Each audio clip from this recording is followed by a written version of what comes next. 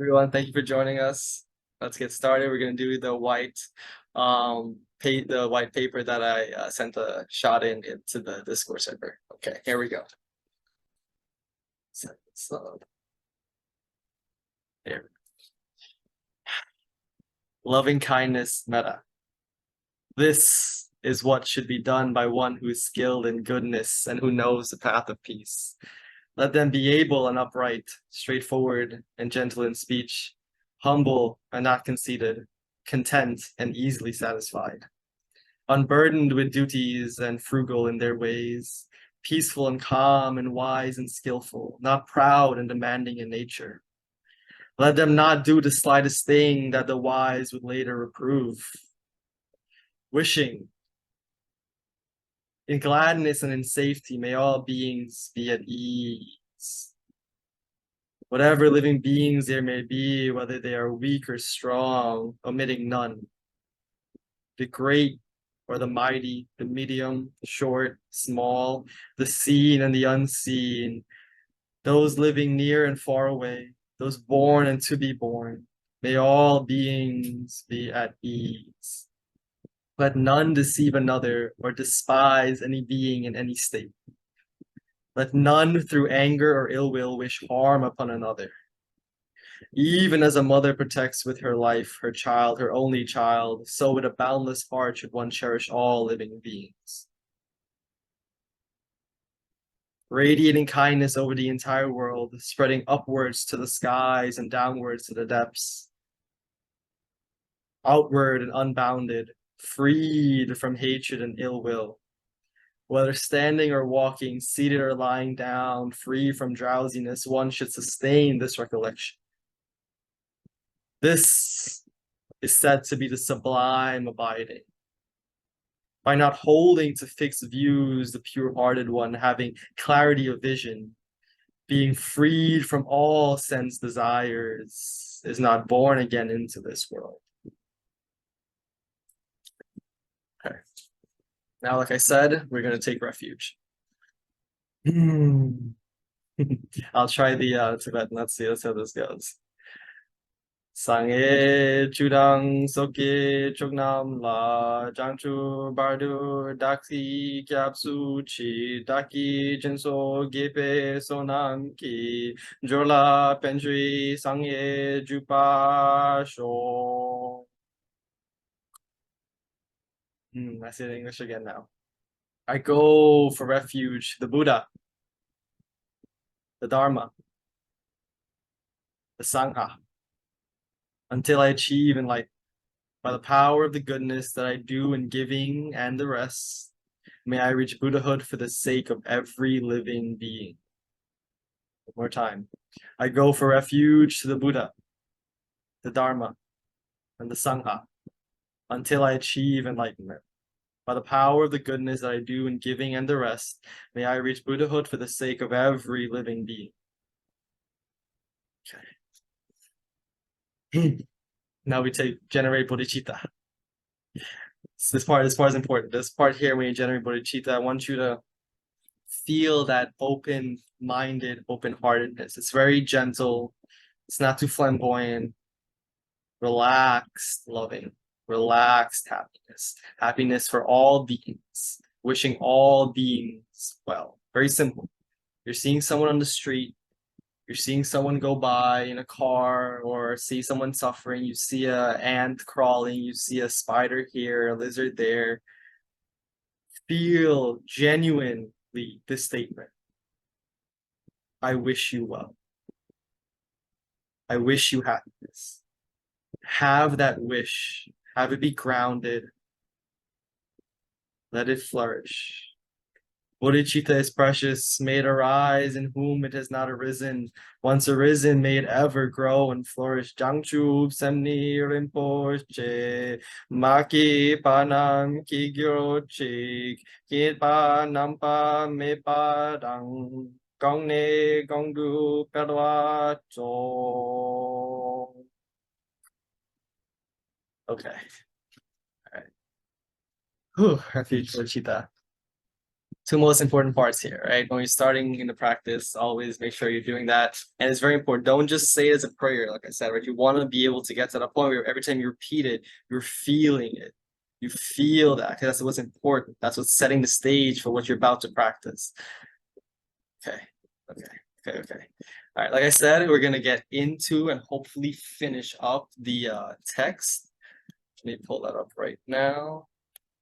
On this meditation text here, the next part we're getting to in the text should be pretty easy.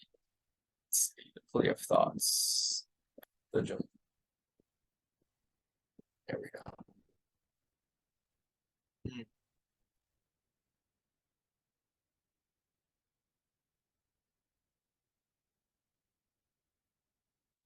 Yep, here. Yes. Just to recap, yes, the meditation called Shine, that's what we're showing here. Mental calm is the basis of all meditations. Thanks to this practice, the onslaught of thoughts will calm down. This does not mean that the thoughts will cease to arise, but they will no longer affect us nor destroy our serenity. Through this Shine, through this mental calm, this feeling of friction when thoughts arise will slowly begin to diminish. It will be rested, naturally at ease. At present, the thoughts which assail us are so present, so persistent that we feel obliged to follow them. When they arise with a force. When you have emotions attached to these thoughts, and usually when we say here in these traditions is emotions and thoughts, don't try to separate them too much. They're very interwoven. It's sort of like a ball of yarn. It's kind of got like many balls of yarn that kind of like tangle up together in different colors. It's like that. Yes, some emotions might arise without thoughts occurring, but that does not mean there's, like we say, there's a lot of subtle thoughts going on in the background, a lot of subtle movement that occurs that is only seen once the surface mind, the surface thoughts have calmed down. Only then do the background ones that move all the time, that repeat over and over without you noticing, that's when they come out. And you begin to see how deep this habit, this habituating, constantly need to reaffirm and recreate a reality, a real reality, keep going. Yeah, okay. By getting used to that, the practice of mental calm wears away the aggressivity of thoughts, so that it progressively easier for us not to depart from serenity. By getting used to that, we shall be so relaxed in meditation, the desire to move will disappear. A great sense of well-being will invade us, and we shall desire never to leave that state. Even when practiced in the dark, this practice brings an experience of total clarity, similar to the nascent dawn.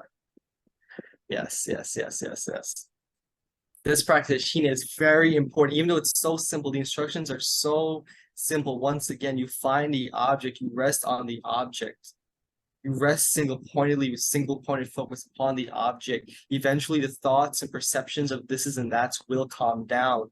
Eventually now, you'll begin to see as you start practicing that the way in which you need to progress here in this practice by your generation of refuge, by that feeling of saying, I don't want to keep doing it over and over again. I actually do want to seek refuge. That desire, that drive in you there will push you to keep practicing. You'll see that it goes hand in hand, that this drive for refuge and your progression along the path starts to come together, because that desire will fuel your meditation when you sit there. It'll not become some kind of dull thing that just kind of happens. You'll actually begin to actively be present with it because you have now that motivation. And as we said in the past, that motivation is, one of the key factors in the Vajrayana. Motivation. Have that motivation, feel it, right?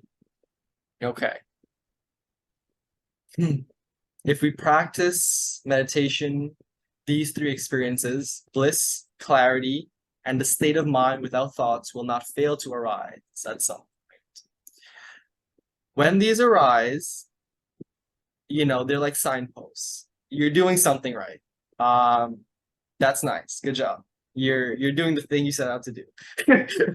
By no means is it an excuse. Huh? What's up, Craig? Oh, my bad. I'm sorry about that, bro. Yeah. So the bliss, the clarity, and the non-thought. These three states will arise. Non-thought, I think, is what people get caught on the most. Clarity is like, oh, I'm so enlightened. Like I get it. That's clarity. Clarity is a mind state. It arises very strongly as you progress. That every once in a while you just be sitting there and it's so clear, so shining, and you're like, wow, I get it. Yeah, no, don't cling. It'll go away. If it was born, if it wasn't there before, it will die. That's sort of the rule to live by. If it arose, it will die. Don't cling. Don't cling. Non-thought, I think, was one for me that when I first, like, it was wow, it was like a big thing. And the first, you went to Rinpoche, and the first thing he said very clearly was the first thing came out of his mouth was just like, don't cling. Don't cling. And just that statement, don't cling, that will take you from beginning to end. Don't cling. That one right there. No matter what arises, how shiny it may appear when it first arises, trust me, as you practice, it'll get old. The novelty of it will wear off. You don't do it just to get it and then say you're done. You get non-thought, you're like, oh wow, no thoughts. Wow, mind is empty, mind is clear. That's nice. Mind is empty, mind is clear. It is not a state. It's not a state. The wisdom of knowing empty mind is different from this apparent momentary state that arises. Very, very different. The insight of empty mind is different from that mind that it's a bit different from that mind that state in which there are no thoughts occurring. Don't equate them in your practice in the beginning like this when you're doing Shine. Okay.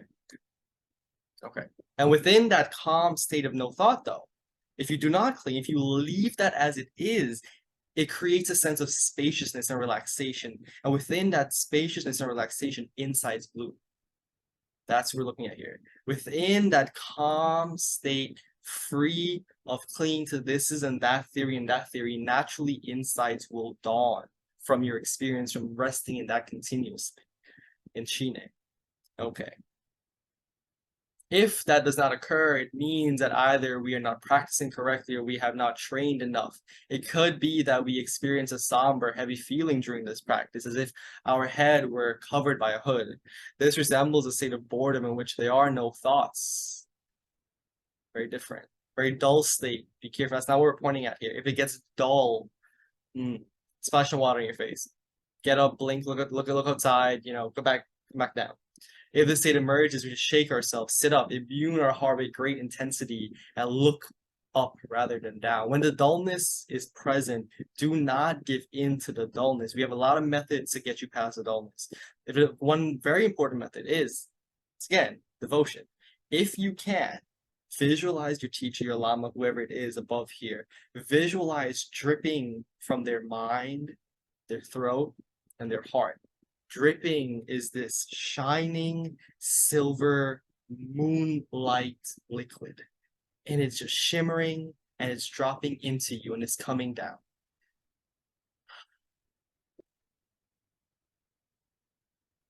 With that, keep doing that. Keep with that flow, and trust me, it will purify that dullness. Or if that teacher's not there in your life at the moment, any compassion-based exercise, or if you're not into that, you can try simple, breathe. Just breathe in, shake yourself up, go back down, splash of water, whatever. So many methods. Okay. Point is, don't give in. So many methods, but the point is simply, don't give into it. Don't just sit there and then get up and go away because it's dull. Okay. The best method for eliminating obstacles during meditation is that of devotion to the Lama. Thanks to this, our mind becomes one with the mind of the Lama. It is not a matter of mixing one thing with another, but rather of pouring water into water. This is really, really key here. Your mind and the teacher's mind are not separate. They're not different things.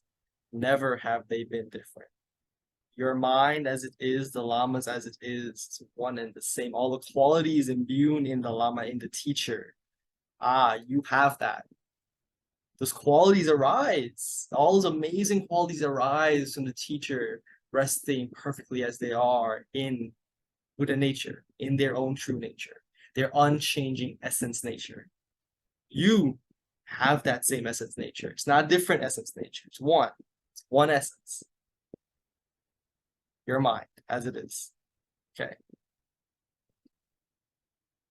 Just as the space enclosed by the hands becomes identical to the external space once the hands are parted, so also there is no difference between our mind and that of the Lama.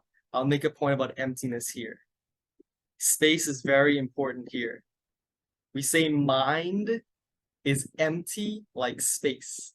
This is space. Everything here is in space. But it has no substance. Space is insubstantial. The space here, same as the space here. There's no difference. And we say mind, when we say mind is empty, mind is like space. It means it is insubstantial. There is no solid thing I can point to and say there is mind. There's your mind. Your mind is there. No. But this is the beauty of it. Even though it is empty, it is not a vacuum. It is not a nothingness. It is empty. Yet it still knows. Yet it is still cognizant. Right now, any thought that you bring up, if you can relax your body, don't worry too much about posture right now. Relax your body, just relaxation is very important. When a thought arises, you know, you're cognizant of its arising. It's arising and your cognizance are not separate. They're not separate. When a thought or anything really, any of the senses, you know, in something comes into you, you interpret it from the senses. There is first and foremost a cognizance. Just a simple knowing that is there that emerges with the appearance.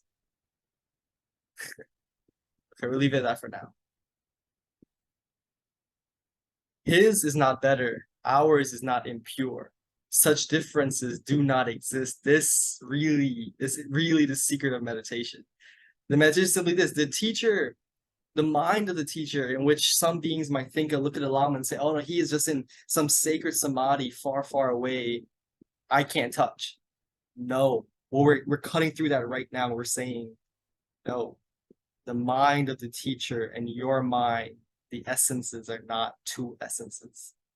One and the same. No difference cannot exist. For that essence is not a thing that which can be divided into this or that. Therefore, it cannot be claimed to one person, the other person. It is without arising, without cessation. It's not a thing. Okay. Yeah, yes. And I like to close. This one doesn't have it, I believe. No, that was the end. Thank you for so much for being here with that part, with this reading. Very good reading. I'll close with, I have a book they gave me for it. I prefer this so much. But this is like, the book has like, I have like little markers, I guess, see it? Like little, whatever. It has these little things next to it that cuts off each sentence, so you know that that sentence right there is, you know, key. Okay, anyway.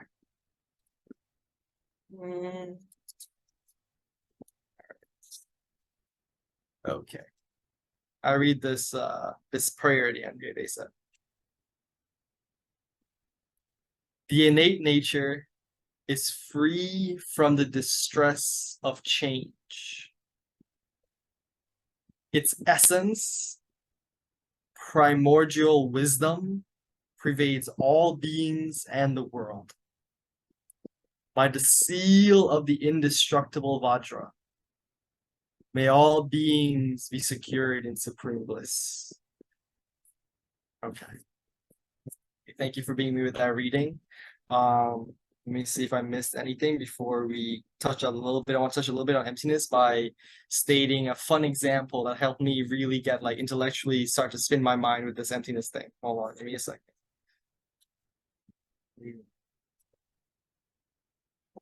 I think we're good. Okay, cool. All right, emptiness. This. Alrighty. This. You're all looking at a thing. We know what it is. we can give it a name. Maybe your mind has already given it a name. Maybe your thoughts arose and they said lighter. Okay. Now, I want you to understand that very simply, if I use this lighter, or sorry, no, let's say that.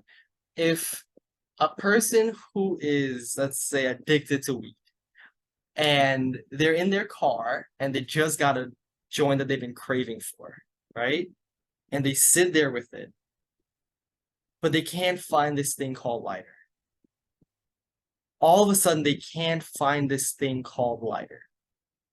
Because now of the habit energy that they are now being possessed by, this strong desire, they will now have an emotional reaction come out, be expressed, saying, where is it? Where is my lighter? Where is this lighter that I crave so deeply for in this moment?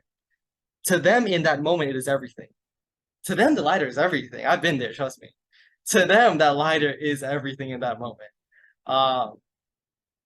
And so good. Now, to a person who is at the altar and they have a lighter and they're trying to light some incense. It's not much. Oh, well, okay, if I can't find my lighter, oh man, oh well, I just go light on the stove. You know, it's okay. It's not a big deal. But or let's say try a different one. Let's say a dog. A dog wouldn't be able to do that. But yet the dog still sees. The dog perceives this here. The dog perceives this. The person with the addiction perceives this. The person at their altar perceives this. All mind. All mind. Dog's mind, the two beings' minds. Yet they can't seem to be in agreement in agreement in that moment what this is. You know, like they just can't be in agreement of what this is. And so first we look at that simple idea there. I like the Swami Vivekananda's thing on this.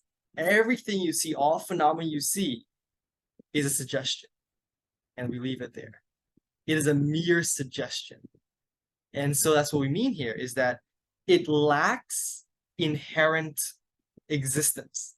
It lacks permanence. It lacks selfhood, meaning there is no true thing there that you can pinpoint and say, that's a lighter. We have given it a name. Now let's move on from that. I can break this to parts. This is made up of parts. This is made up of parts. At what part do I start unraveling this whole thing in different parts, At what point do I start unraveling this? Does the name lighter no longer apply? At what point do I start to take this apart? Do we say it's no longer lighter? Each being may have it, each mind may have a different idea of that too. And then even the parts, you break down the parts. Taking parts apart, it is no longer lighter. Fine, it's a metal thing. It's a metal little thing, whatever it does. Break that down further. Can you really say it's a metal thing? What if I take it apart? At what point do I take it apart?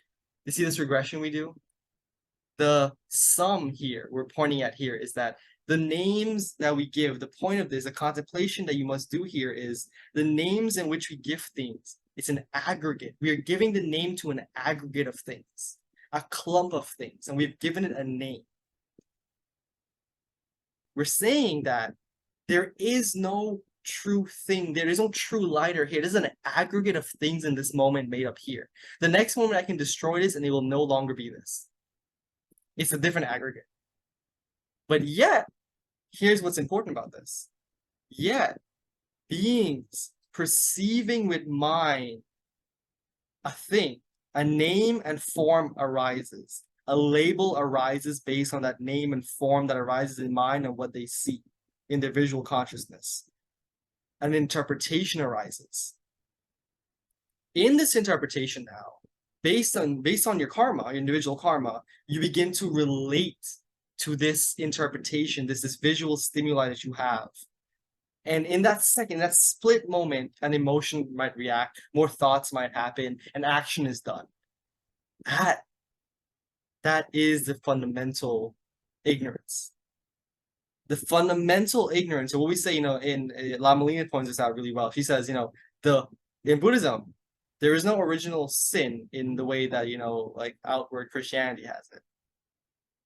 We have the original sin in Buddhism is just this. It didn't happen a long, long time ago in some garden. It's happening in every moment. And it's not a sin. It's not this bad, big, bad thing. It's simply, a misknowing, a simple mistake of the perception that arises in every moment. And the mistake is this. When this arises in mind, by the misknowing, you can call it ignorance if you want, by the misknowing of its true nature, which is emptiness, we act upon this object with all our karmic understanding and karmic habit. And we act upon it by the force of that habit, whatever the object is. It could be anything. It could be a deity. It could be you as a person. You might hate yourself. You might love yourself. I don't know. Up to you. But for some reason, you think first and foremost, there's a being there that is solid, that is real. That when I say I am referencing something in here that is made up of a body and mind. And so the whole purpose now, emptiness is powerful. Emptiness is one of the most powerful tools we can use to deconstruct this, to see that we are an aggregate. Because over and over, you begin to deconstruct this more and more, deeper and deeper, you go into this progression of emptiness. And then eventually, you get to the point where you look at your thoughts. And you say, well, my thoughts, those things that have controlled me, controlled my actions, that have made me do this and that, what I've always listened to, the anxiety, the distress, the sadness, the suffering, all of it that arises with thought and emotion. We turn the tool of emptiness to that. Now, in paths like, say, Dzogchen, or in this Mahamudra, the starting of Shine, you are shown directly Dharmakaya mind, empty, vast, open awareness. That is empty, but knowing. You are shown that. And so, by that being shown directly, the true nature of things, you get that insight. And therefore, now when you sit, when something arises, whatever it is arises, it is allowed to simply arise and dissolve on its own. Because now you understand that whenever it arises, whatever names and labels I can possibly give it that arises, it is empty. It has no substance there to it. Why react any type of big way to it when you know first and foremost it is empty? But we have no conviction in this idea of emptiness. We have no conviction in that when someone calls you a bad word or yells at you, you can't automatically go, oh, when an anger arises, the reactions arise as they arise. That's karma, whatever arises. Let the patterns play out. That's fine.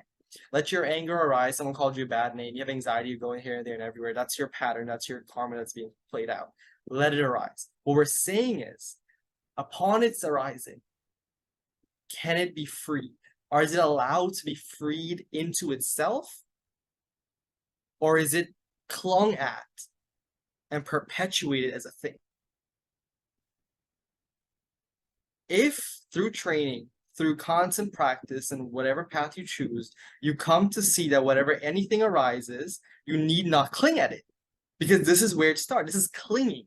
Clinging occurs when we make this and we are unable to see in the moment this direct perception of emptiness. And so this is what practice is going to do. Okay. I think that's good on emptiness here. We're going to get more into it as we go. But I want to give time for the meditation and Q&A and stuff like that. But yes, I'll quote Lama Yeshe to end. Lama Yeshe said, the question was asked, what is spirituality? Lama Yeshe replied with something like basically this. You have mind. You know you have mind. Spirituality is about finding its nature. That's it.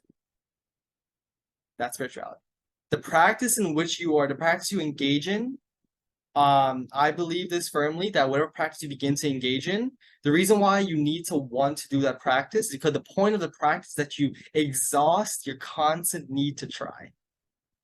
This practice must get you to the place where, yes, you on one hand you understand, yes, no trying necessary, but yet you also at the same time understand your predicament. You understand that, okay, yes, there's no need to try. I'm already perfect. Good. But also, yet, when I suffer, I suffer. When I sit down and I'm suffering, I can honestly say I suffer. There's nothing to bullshit it. Like, if you simply sit down and say, damn, I'm feeling suffering. Like, yes, I know I'm perfect, but damn, why don't I, why is it not there? Why is it not clear? And this is where we go back to the mirror analogy. The mirror is always going to be a mirror. It's reflecting, but if there's a bunch of dust on it, all it's going to reflect is dust. You're never actually going to be able to see. Things are not actually able to see clearly. And trust me, even the dust is illusory. Even dust is empty, right? There's nothing there. There's no solid thing there called that to which you need to remove or reject. Not even the Buddhas have seen mind. Not even the Buddha has seen this thing called mind. Understand this. They've looked, they have not found. Relax there.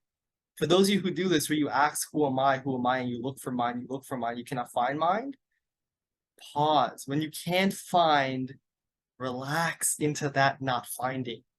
That's the key. If you've used emptiness to the point in which you can relax about whatever is arising, stay there. Don't keep being attached to this tool called emptiness here. But yeah, no, there's more subtle understandings of this word emptiness that we're going to get into. We're going to use Tulku Organ's Rinpoche's understanding that he puts forward. It's really beautiful. We're going to separate the whole word emptiness. We're going to separate it, empty and ness. Very important. The ness part here, yes, it's empty. It's empty, meaning it lacks permanent reference point. It is without fixation. There is no center, edge, border around anything. It is simply presence, full, perfect presence, completely open awareness. It's empty. But the ness part refers to the suchness of it, the fullness of it. And this is where we need to correct this understanding. If any of you have the understanding that empty means void, this part, ness, is very important. The full term is empty suchness, or empty and suchness. It's empty, meaning there's no obscurations blocking. It's simple, natural flowing expression, and it's full. It's present. It's whole. That's the suchness aspect there. Okay. Let's see. Okay. Good for now. Let's stop there. All right. All right. Let's end the picture with Rinpoche. Sure. Okay. Stop shit. Okay. All right. Now we're gonna do meditating together for 10 minutes. Once again, do the meditation that you choose, or do the one that I put forward. Grab a pebble if you don't have a pebble. If I have many, mail you one or something. Let me know. What's most important, obviously, keep that spine straight. That's not too uncomfortably straight, but good enough. Okay. Okay.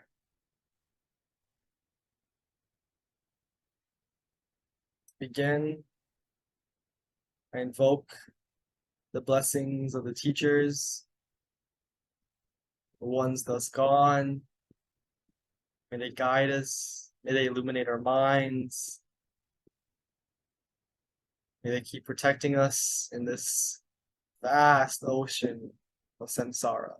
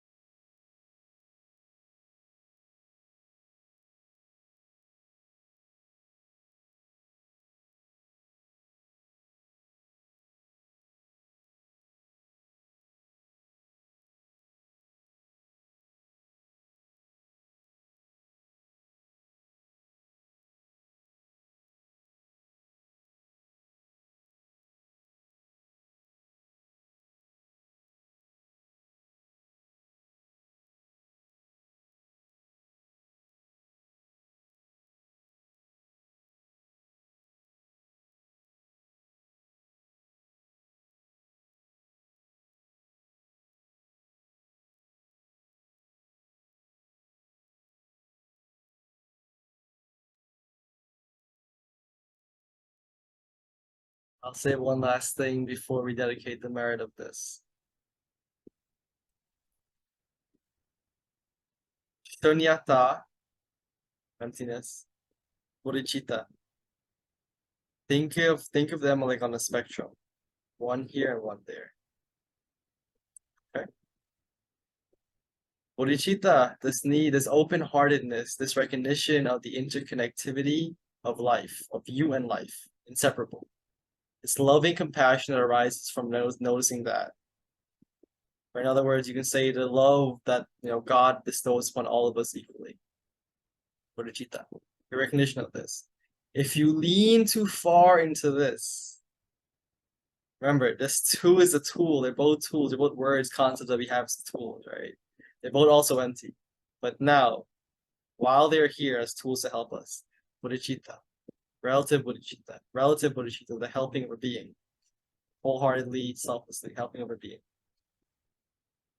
If you fall too much into this, where you're just kind of like going around helping people, sacrificing yourself in the process, doing all this stuff of helping people, when in reality you're just not really benefiting yourself in a very balanced way, in which you kind of suffer because you're like helping people and you're still calling it like, oh, I still have to do it. Okay. Care, don't carry. Yeah, that. If you're like unbalanced from that, you're falling too much here. You're shifting, you've just gone to the extreme of it. See, this is what we do with concepts. And this is what we mean when we say middle way. You'll see right now, this is what we mean by middle way. If you go to the extreme of a concept like that, it is expressed in a suffering way. You can do the same thing with shunyata. If you lean too more to the shunyata, what's going to happen is you're just not going to care about things. And you can develop a sort of apathy towards people. Be very careful of both. Be very careful where you're leaning on both sides. A lot of people do a lot of good like meditation, you've been doing it for a while, empty mind. Be careful not to lean too much into the not caring. Yes. So whatever teaching you have, essentially a lot of the times they're gonna do is gonna like shift you back to the middle path. See, in the middle way, the union of bodhicitta and shunyata, inseparable. Middle way. Your mind, your essence, nature, mind is that perfect unity, perfect balance, in which the interconnectivity of all life and its empty, apparent nature, it's freed, it's already freed nature, it's already freed, flowing, lucid nature, is already one and the same thing. And so we say to rest in the nature of your mind is the ultimate bodhicitta, the ultimate way to help a being. Because when you rest confidently in the nature of your mind, all is expressed fluidly, naturally, as it should, spontaneously as it should, for the sake of beings. And this is it's so key here. And so what you're doing by training in bodhicitta and you're training in emptiness is slowly you're getting more and more attuned with both of these things until eventually you see their inseparability. The one who sees it, the seer, rigpa. Rig, the Tibetan word rigpa for awareness. Don't mystify it. Very simply, rig, to see, pa, er, that suffix, the seer. Simply being the seer now sees very clearly that it is empty, that all that arises in it is empty, and yet it appears. There's nothing there. There's really nothing there. It's empty, meaning there's nothing solidly there for you to even cling to. For you to even attempt to cling to, there's nothing there. That is the reality of things. The reality phenomena is that they are empty. There's nothing there to which to cling to. Yet they appear. Yet they arise in dependence to each other, so intimately connected with each other. That's the marvel of it, of emptiness, compassion, visible. Because all things arise interdependent of each other. Things arise interdependent, dependent origination. And so that interdependency of all life, all things, and them in their nature being free, being no things at all. Beautiful, marvelous. The seer, your awareness sees that. You see all that. You permeate all of it. That's what it says. Your wisdom, your primordial wisdom, Yeshi, you permeate all of it. Okay. All right. Thank you all for coming to this. We'll dedicate the merit now. By this merit, may all attain omniscience. Make it defeat the enemy, wrongdoing. From the stormy waves of birth, old age, sickness, and death, from the ocean of samsara, may I free all beings. I dedicate this refuge. Okay. Yeah, that's important. Towards the end, when you practice, you're practicing this tradition, dedicate the merit, meaning you claim no, possession of it. You're dedicating it. You're doing it for them. You remind yourself again, you're doing it for beings over and over. Questions, comments, concerns. I have some questions. I will try my best. Okay.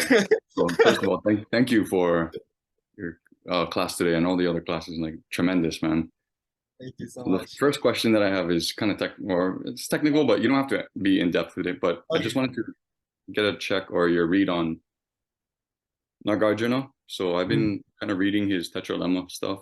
And yeah. Am I correct in saying that really the whole Tetralemma thing is meant to just point out emptiness? Is that really what it just comes down to? Yeah, like it's gonna break your mind. Your mind can no longer go here, there, anywhere, and so it stops. Truly, to contemplate Nargajuna, you will see that whatever logic you can arise about things being things, he destroys it. He destroys it to the point where you can no longer turn to here or there for refuge. You can no longer turn to anything you have as things for refuge, because by contemplating him, it arises in you this very certainty that fuck, it's all empty. I can truly not take refuge in it.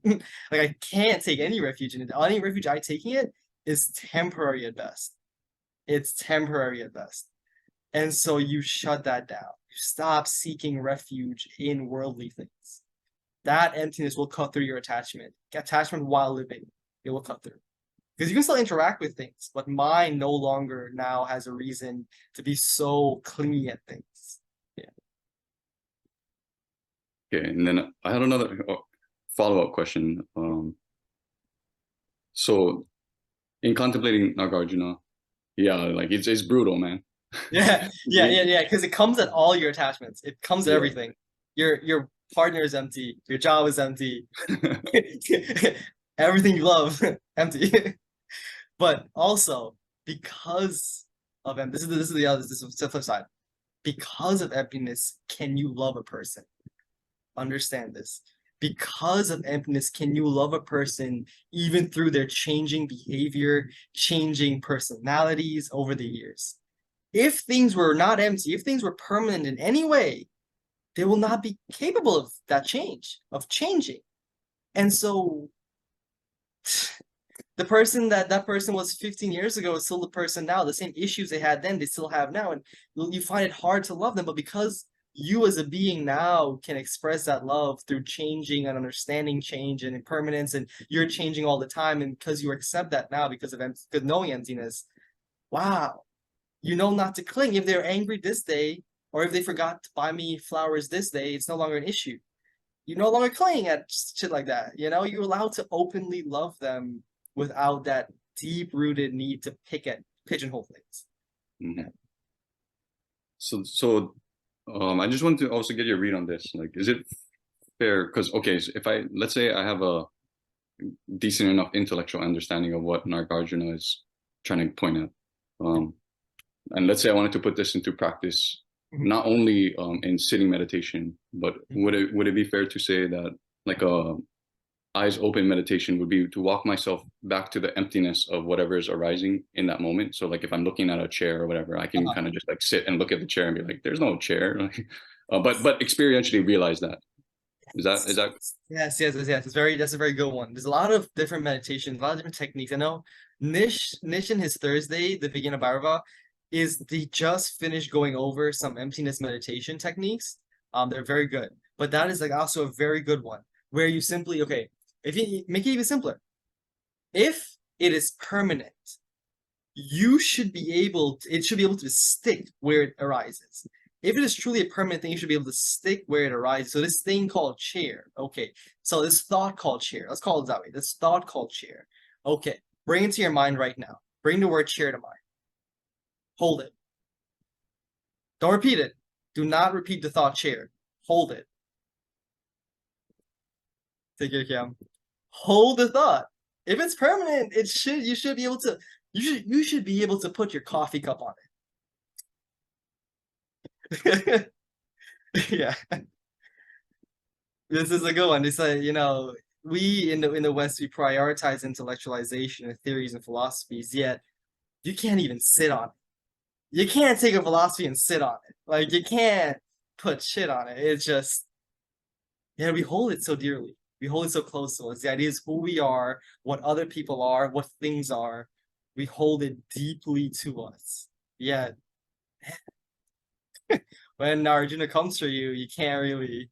But I Can I think do one more question? Is that okay? Yeah, all you want here for a while. So, and then you mentioned earlier in class to relax into the not finding. And so my question here is, as I've been contemplating this and meditating it more and more, there seems to be an abiding recognition of, I guess, like the emptiness of things. And so like, it's kind of just there in the background. It's hard to put this into words. Good. It's working. So like whether thoughts are there or not, that recognition seems to be there. Like the whole thing is just insubstantial. Is this what you mean by relaxing into the not finding? Kind of just like relaxing to that. Yeah, relaxing to that. Yes. Okay. Look, like once you know it's empty, okay, don't start creating more things about it. Once with certainty you sit there and you've analyzed one thing, one point, and you know that point is empty, the best point is yourself. The best point is yourself. Look at that self. Look at what constitutes this self. This seer, this thinker, the thoughts, perceptions that arise. This being to whom the reference point I that belongs to. Turn emptiness to that and look for that. And you'll see now, thoughts are no longer helpful to you at that point if you turn it to you. Because when the thoughts arise, the thoughts are impermanent. Why would I even look at them anymore? They're impermanent. They can't define me. But just right there, when you know that thoughts can no longer truly pinpoint to something, once you have this conviction that thoughts themselves are empty, relax there and then. Relax. If you can relax there and then, even for like 5 minutes, it's very hard to maintain this, but if you can relax there and then, slowly you'll begin to see meditation occur. In which, if you keep relaxing there, because once you're relaxing there is no clinging occurring. There cannot be clinging because clinging arises because you proliferate thoughts over and over. You create narratives based on previous narratives over and over. But once you see the one to whom that's been building this house, the house builder, once this house builder is seen to be not truly substantial, relax there. Relax there. That's great. If you can do that, do that. Yes. And this meditation here, we're starting the Mahamudra, the Shine starting. What we do in Shine is, Shine, as I said before, we separate stillness from movement. Empty, that which you're going to relax into, that not finding. The being practicing Shine now will come to that knowing through just this insights you come to, through the contemplation, through letting go. Because it is letting go you're going to have to do. You're going to have to start letting go over and over of the clinging that arises. Because no longer are you interested in battling the clinging. You have reason with it well enough to know the clinging is empty. Sorry, the thing you're clinging to is empty. So you no longer battle with it. That's the power of emptiness. Emptiness comes and says, here, you're going to battle with it. You're going to push it here and there. You know it's empty. Relax. When you relax and you stop clinging, it settles itself. And keep going there. Keep doing that over and over and over again. Over and over again. Keep doing it. That'll be your practice. Yeah. Perfect. Thank you. Any more questions? I think Ian have a question. Oh, sorry. You're good. It's not a question. It's more of a comment just about like how you were talking about the lighter and, it's just your mind that's saying it's that. In Emily's awesome Asana August class, there was lots of talk about you know, like tree stumps and blocks and how you are just ascribing meaning to everything. Yeah. It's just, and Nish had said on Friday, like it's the most simple things and simple teachings that are the most profound, because it seems so Yes. obvious once you think about it. It's like, yeah, I'm just ascribing meaning to things. Yeah. Yeah. Yeah. Stop doing that. And it's such a simple thing, but it's like once you realize it, you're like, whoa. Yeah. Yeah. It's shiny. It's so shiny, that Yeah. clarity. Yeah. And so all we're doing in practice, all your practice is gonna do, your practice is going to wipe away the layers of obscurations that prevent you from seeing that in every moment. So because the issue is this, when the thought, you can say that now, and that's beautiful in this moment, it's shiny, it's nice. But when the aggressive thoughts or the afflictive emotions or the external world comes at you, by your habit patterns, you are not going to, first thing that's going to arise is not the thought, oh, it's empty. That's not going to be the first thing that arises. No, instead, it's going to be this narrative that led to the creation of all that emotion, actually. Before you even realize it's empty, you've already got lost. You have been sucked into the narrative that somehow now is arising afflictive emotions, and you're caught up in it, and you're going to act from it. If you can recognize emptiness directly when it arises, that's okay. Strive to monitor and be mindful of your actions based on your afflictive emotions. If you can directly, actually do both if you can, but mainly if you can't do the empty thing, at least be mindful enough, be compassionate enough, be wise enough to not act from afflictive emotions. When anger arises, sadness, depression, anxiety, and so forth, do not start habitually. Don't continue the habitual reaction of acting like a gunshot, and you're now karma created based on that affliction, that afflictive emotion. At least minimize that. At least if you can, minimize that. And you have been. I know you have been, Anna, because of you've been doing the stuff and it's been cool for you. So that's good. Great. But yeah, that's good. That's a good question.